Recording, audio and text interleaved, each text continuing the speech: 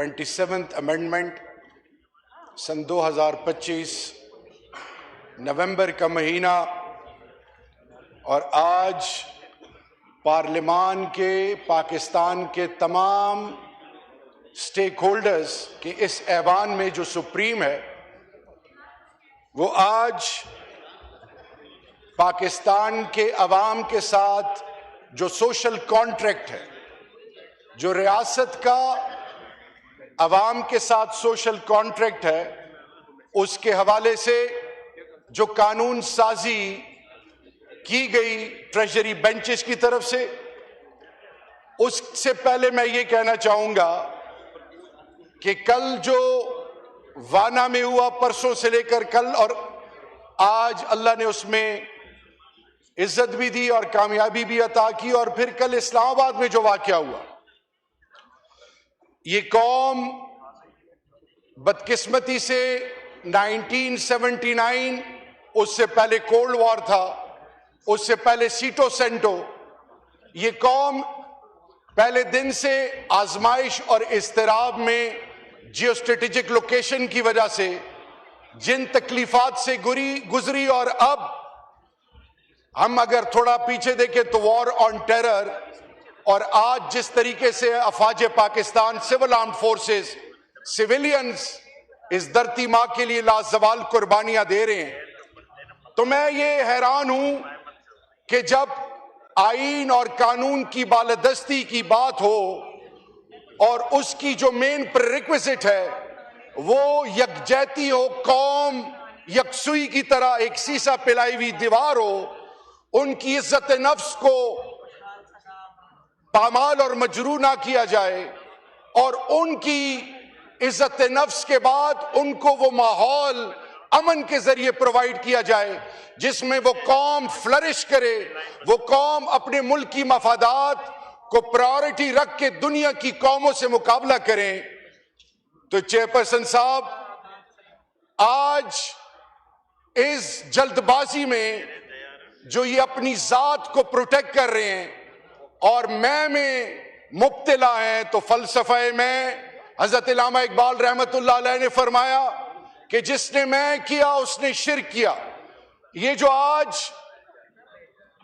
جلد بازی میں لگے ہوئے ہیں، یہ بھول گئے ہیں کہ بڑے بڑے حکمران آئیں، بڑی قومیں آئیں، قوم عاد، قوم سمود، قوم نمرود، قومیں آئیں، مٹ گئیں، اقتدار کو جوتے کی نوک پہ اللہ کے محبوب کے آل نے رکھا، ذات کی بات نہیں کی، انسانیت کا علم اٹھایا، اور انسانیت کے اس علم کی بنیاد ہمیشہ انصاف اور انسانیت کے ارد گرد گھومتی ہے، اور یہی علم ایک صاحب کردار، صاحب حیثیت، مرد کلندر، مرد مجاہد، قوم کا ایک ایسا بیٹا جو سوائے اللہ کے آگے کسی کے اور کے آگے سر نہیں جھکاتا، انہوں نے اپنے کردار اور عمل سے ان تمام قوتوں کو ایک میسج دیا ہے کہ تم ڈٹ کے قانون سازی کرو، میں ڈٹ کے تمہارا مقابلہ کروں گا، کیونکہ میرا ہونے کا یقین اس ذات سے ہے جو حکم الحاکمین ہے۔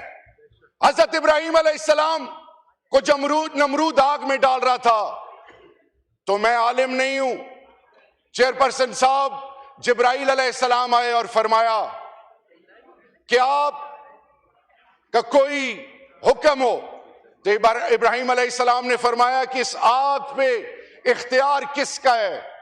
کہا گیا اس پہ اختیار اللہ کا ہے، تو انہوں نے فرمایا کہ میرے لیے میرا اللہ ہی کافی ہے، حسبنا اللہ و نعم الوکیل، نعم المولا و نعم النصیر۔ آج نیشنل سیکیورٹی، آج قومی یکجہتی، آج عوام پاکستان کے وہ مسائل جو 30 لاکھ سے زیادہ لوگ پڑھے لکھے کاروباری باشعور اس ملک سے جا چکے ہیں، آج جس یونیورسٹی، جس کالج، جس اسکول میں چلے جائیں، اس ملک کے بچے مایوس ہیں، یوتھ ڈسٹریکٹڈ ہے، ڈسلوشنڈ ہے۔ آج جو سیاسی پارٹیاں جو اپنی سیاست کے حوالے سے اقتدار کا کھیل کھیل رہی ہیں، آج وہ اپنی بنیاد کھو چکی ہیں۔ وہ چارٹر آف ڈیموکریسی، وہ سول سپریمیسی کی باتیں کرنے والے آج راگ الاپ رہے ہیں، ہم پر تنقید کر رہے ہیں، لیکن وہ یہ بھول گئے ہیں چیئرپرسن صاحب کہ ان کی سیاست تو ختم ہے، کب تک تک فارم 47 کے ذریعے ان کو ایوانوں کا حصہ بنایا جائے گا؟ کب تک؟ جب اللہ کی پکڑ آئے گی تو یہ بہت پچھتائیں گے۔ آج بھی ان کو یہ احساس ہو جانا چاہیے کہ فرد واحد زرداری صاحب کو انہوں نے استثناء تو دے دی ہے، انہوں نے جیل بھی کاٹی تھی، اگر یہ 2 سال اور وہ کھڑے رہتے تو ان کی توقیر میں اضافہ ہوتا، لیکن انہوں نے ایسی بے توقیری کی کہ اپنے ساتھ پیپلز پارٹی کی سیاست کی بنیاد کا جنازہ نکال دیا۔ اور وہ لوگ جو اپنے آپ کو سمجھتے تھے کہ ہم ایسے نعرے اور ایسے نیریٹو بنائیں گے جس سے کیا ہوگا، ووٹ کو عزت ملے گی، اور وہ بڑی بڑی باتیں کرنے والے، انہوں نے عزت سیاست کی اور جمہوریت کی اور اپنی بنیاد کی۔ اور جیسے ابھی سینیٹر عرفان صدیقی صاحب جو کہ ان کے کی سٹیک ہولڈر تھے، وہ جب اللہ کو پیارے ہوئے، کسی کو بھی زحمت نہ ہوئی کہ خاص کر کی لیڈرشپ میں کہ وہاں حاضری دیتے۔ کل آپ کو بھی خدا نہ خواستہ کوئی نہیں پوچھے گا، کو آپ کا کوئی نام بھی نہیں لے گا، جس طرح یحییٰ صاحب سے لے کر جنرل یحییٰ، پھر جنرل ضیاء الحق مرحوم، پھر پرویز مشرف صاحب، پھر اسی طرح اقتدار میں لوگ آتے رہے، لوگوں کو تکنی کا ناچ نچواتے رہے، اپنی مہ میں ڈوبے رہے، اور لوگ اس وقت جو نوازے گئے وہ سر جھکاتے رہے، اور وہ لوگ جن کو چیلنج کیا گیا انہوں نے آوازیں اٹھائیں، لیکن بدقسمتی سے یہ لوگ آج سارے ایک ہو چکے ہیں۔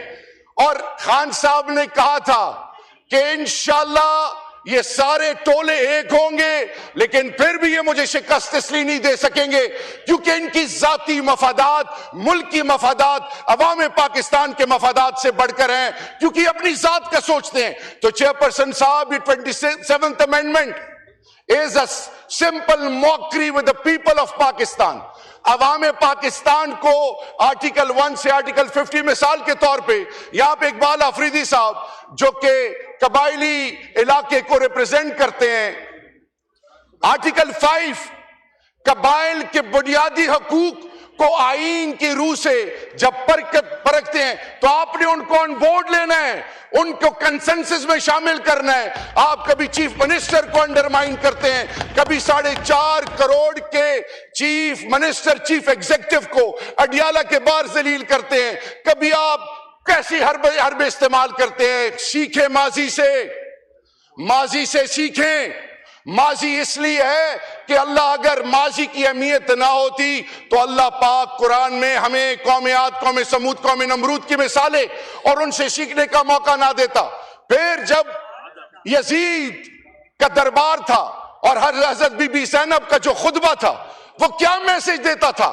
وہ کس چیز کی آگاہی تھی؟ وہ اقتدار کے نشے میں دھت لوگوں کو یہ میسج تھا کہ wake up before it's too late، جاگ جاؤ۔ میں آپ سے یہ کہنا چاہوں گا کہ وقت کی ضرورت کیا ہے کہ جب انتظامیہ، مقننہ عدلیہ، جب ان کے فیصلے کوئی اور کرنا شروع کرے، جب 4th pillar of a state اس کی آنکھوں پہ اور منہ پہ پٹی باندھی جائے، اور پھر جب پارلیمان میں گھس بیٹھیے آئیں، اور پھر جب ملک کی مفادات پر سودے بازی ہو، تو ایسی قوموں پہ نہ اللہ کی رحمت آتی ہے، نہ ایسی قوموں کے فیصلے ان قوموں کے بنیاد کو جوڑنے کا ذریعہ بنتے ہیں۔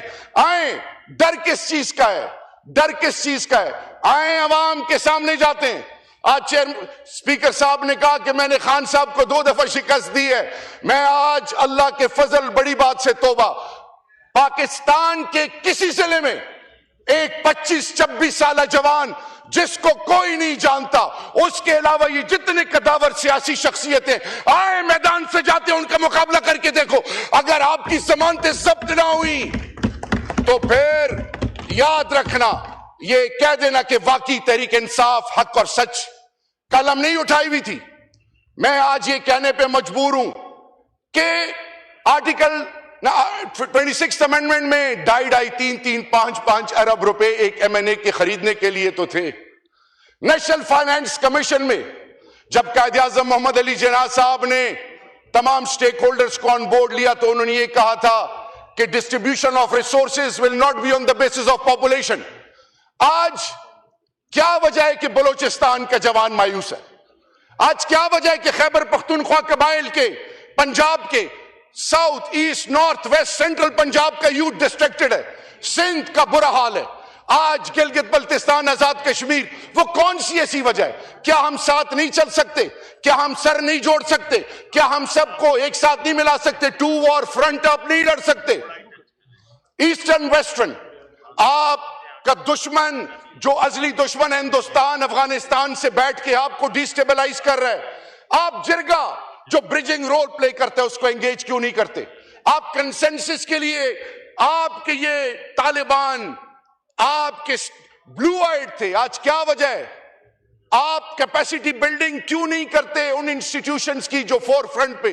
खासादार, पुलिस, लेवी, ये वो जवान जो अपनी जानों के नजराने पेश कर रहे हैं। चेयरपर्सन साहब, इंटरेस्ट नहीं है, दर्द नहीं है, तकलीफ नहीं है। और आपने कहा कि प्राइम मिनिस्टर साहब ने खड़े होकर कहा कि जी डायलॉग होना चाहिए, स्पीकर साहब ने भी कहा आप डायलॉग करना चाह रहे हैं, जरूर वेलकम, हमने वेलकम किया, लेकिन बैरिस्टर गौहर साहब से नहीं, पीटीआई के स्टेक होल्डर्स जो यहां पे, इनसे नहीं, वो तो आपकी कस्टडी में। शो करेज एंड ग्रेस, बात करें उनके साथ, वो बड़े दिल का वो मर्दे मुजाहिद, कैदी नंबर 804 आपको वेलकम करेगा। वो जात की बात नहीं करेगा, वो हमेशा पाकिस्तान की बात करेगा, क्योंकि उन्होंने आईएमएफ के हवाले से, इस खित्ते के अमन के हवाले से, ईरान के हवाले से, मोदी के हवाले से, जेल से बैठ के 8/7 के डेथ सेल से वो मैसेजिंग की। और फिर आपने देखा कि 10 मई से पहले जिनको डिजिटल दहशतगर्द कहा जाता था, फर्स्ट लाइन ऑफ डिफेंस बने।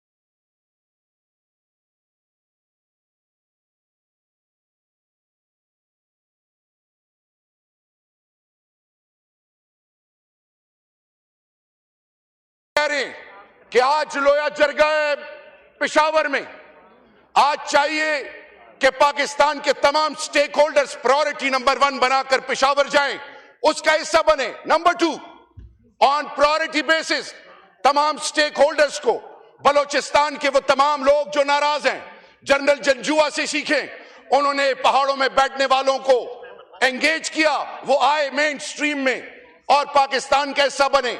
वो आप बातचीत तो करें, आप कब तक डराएंगे, कब तक रोकने की कोशिश करेंगे, कब तक कहेंगे कि मैं डरा के इसको खत्म कर दूंगा? कोई मेरे चेयरपर्सन साहब, खौफ के बुत खत्म तब होते हैं जब आप कहते हैं ला इलाहा इल्लल्लाह, कि नहीं है कोई माबूद सिवाय अल्लाह के। चेयरपर्सन साहब, 27th amendment is a scar on the face of democracy. 27th amendment will humiliate us globally at all levels. ये जो हकूकुल अल्लाह और हकूकुल इबाद का कॉन्सेप्ट है, खुदा न खास्ता आपने उसको चैलेंज नहीं किया। जब अल्लाह कहता है कि तुम हकूकुल अल्लाह में कोई खुदाई करो तो मैं रहम राहिमीन हूं, माफ कर दूंगा। हकूकुल इबाद में जब तक वो शख्स, आप इस्तिस्ना देने वाले कौन है? खुलफाए राशिदीन, असहाबाए कराम, अंबियाए कराम तो मासूमीन थे।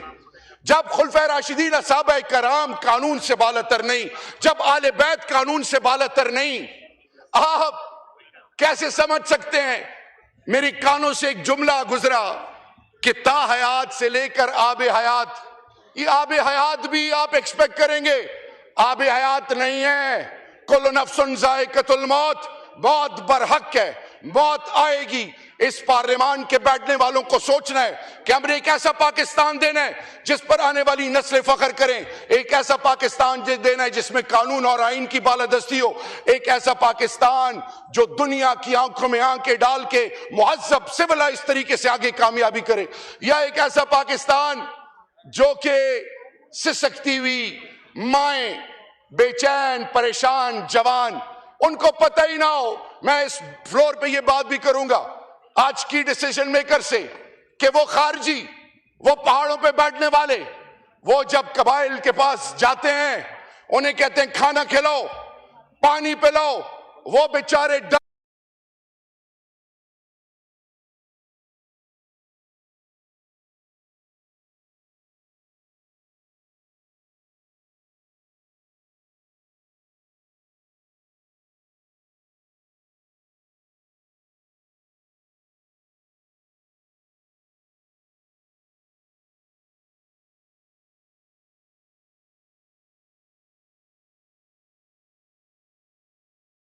برجنگ رولز پلے کریں. اس قوم کو ضرورت ہے دو چیزوں کی، ایک اللہ کے فضل سے، اللہ کی بڑائی اور کبریائی کی، اور ان کے ساتھ اللہ کے محبوب کے ساتھ جو ہماری کمٹمنٹ ہے، اور دوسری اس ملک کو، اس ملک کے مسائل کا حل، اور اس پارلیمان کو ایک شخص کی ضرورت ہے جس کا نام ہے عمران خان. اور پاکستان اور عمران خان اور یہ پارلیمان لازم و ملزوم ہے انشاءاللہ. اور یاد رکھیے ہم اللہ اور اللہ کے رسول کے ماننے والے ہیں. ہمارا ایمان اور یقین ہے چیئر پرسن صاحب کہ جب راستے بند کیے جائیں، جب ہر طرف سے اندھیرا کر دیا جائے تو پھر اللہ کی مدد آتی ہے. اللہ کی مدد ضرور آئے گی انشاءاللہ. یہ ہمارا ایمان اور یقین ہے. ہم نے اپنی ماں، بہنوں، بیٹیوں، اپنے یہ پارلیمنٹیرینز، یہ شاہ محمود قریشی صاحب سے لے کر یاسمین راشد صاحبہ اور وہ تمام اسیران، وہ تمام لوگ جو لازوال قربانیاں دے رہے ہیں، عمر سرفراز چیمہ میرا بھائی، وہ سب جو اس آزمائش میں اس وقت ڈٹے ہوئے ہیں، کھڑے ہوئے ہیں. وہ کیوں ڈٹے ہوئے ہیں؟ ان کو تو ذاتی کوئی فائدہ نہیں. کیا ان کے گھر کے اخراجات کسی خاص جگہ سے جاتے ہیں؟ نہیں، وہ اس لیے ڈٹے ہیں کہ وہ شخص جو آئین اور قانون کی بالادستی کی بات کرتا ہے وہ سچا اور کھرا ہے. وہ ذات کی بات نہیں کرتا، وہ اپنی بات نہیں کرتا، اپنی بیوی، اپنے بچوں، اپنے مفادات، آخری کنکلوڈنگ منٹ، اپنی ذات کی بات نہیں کرتا. وہ پاکستان کی اور پاکستان کی آنے والی نسلوں کی بات کرتا ہے. خدا کے لیے وہ جو جیلوں میں پڑے ہیں ملٹری کورٹس کے تھرو، جن کا 10-10 سال کی سزائیں ہوئی، وہ جو اسیران جن کا مستقبل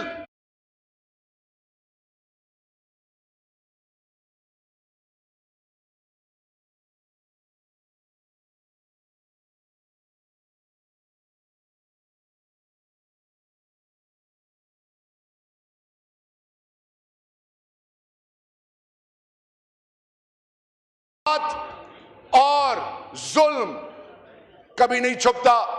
خدا کے لیے آئیں، ایک ہو جائیں، آئیں برجنگ رول پلے کریں، آئیں ایسی قانون سازی کریں جس سے عام پاکستانی کی عزت نفس مجروح نہ ہو، جس سے پاکستان کے مفادات کی تکمیل ہو، جس سے ایک ایسی سوچ ڈیولپ ہو کہ دنیا آپ کی پھر بے توقیری نہ کریں.